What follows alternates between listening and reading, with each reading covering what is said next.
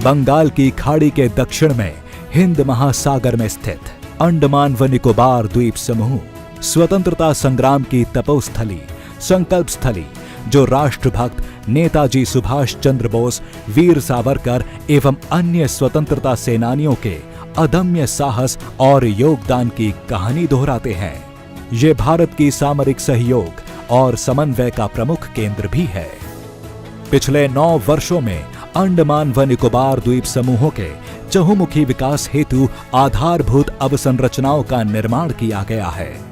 High speed internet के लिए optical fibre cable connectivity, बंदरगाहों का विकास व विस्तार, बेहतर सड़क संपर्कता के लिए हाईवेज इत्यादि का निर्माण, ये सभी कदम यहाँ के लोगों के विकास और बेहतर भविष्य के लिए भारत सरकार की प्रतिबद्धता को दर्शाते हैं, जिससे भारत की विकास यात्रा में ये द्वीप समूह मजबूत भागीदार बनकर उभरे हैं। अंडमान एक ऐसी धरती है जहां पानी, प्रकृति, पर्यावरण, पुरुषार्थ, पराक्रम, परंपरा, पर्यटन, प्रबोधन और प्रेरणा सब कुछ है।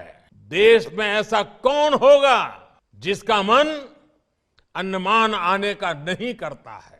माननीय प्रधानमंत्री श्री नरेंद्र मोदी जी के दूरदर्शी एवं यशस्वी नेतृत्व में सकल भारत के समग्र विकास पर जोर दिया गया है, जिसमें पिछले 9 वर्षों में विमानन क्षेत्र ने भी अभूतपूर्व प्रगति की है, जहां देश में हवाई अड्डों की संख्या 74 से बढ़कर 2 गुनी हो गई है।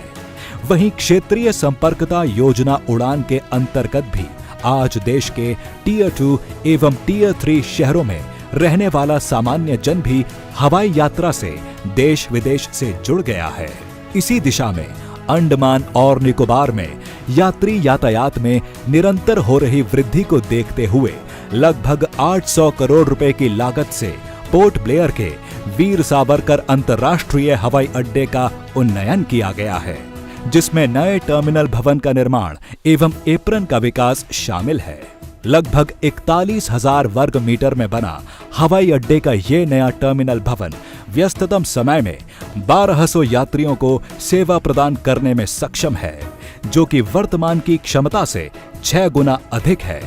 वह प्रतिवर्ष 50 लाख यात्रियों को सुविधाएं प्रदान करने में सक्षम है। इस टर्मिनल भवन को 3 तलों में बनाया गया है, जहां 28 check in counter, 3 passenger boarding bridge, 3 conveyor belts की सुविधाएं उपलब्ध हैं। साथ ही नए विकसित एप्रन से पोर्ट ब्लेयर हवाई अड्डे में अब 6 से बढ़कर 10 विमानों की पार्किंग की सुविधा होगी।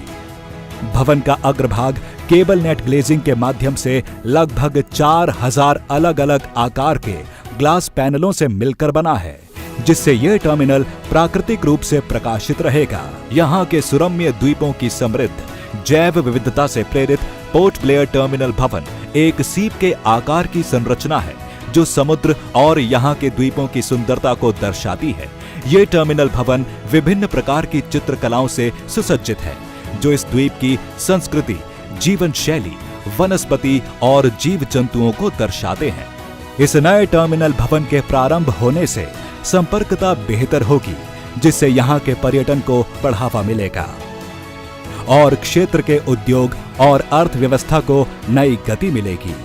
साथ ही शिक्षा, स्वास्थ्य, कृषि और मरीन क्षेत्रों को और भी बल मिलेगा। असीम संभावनाओं से भरे अंडमान निकोबार द्वीप समूहों के सर्वांगीण विकास की दिशा में पोर्ट ब्लेयर हवाई अड्डे का नया इंटीग्रेटेड टर्मिनल भवन एक अहम भूमिका निभाएगा।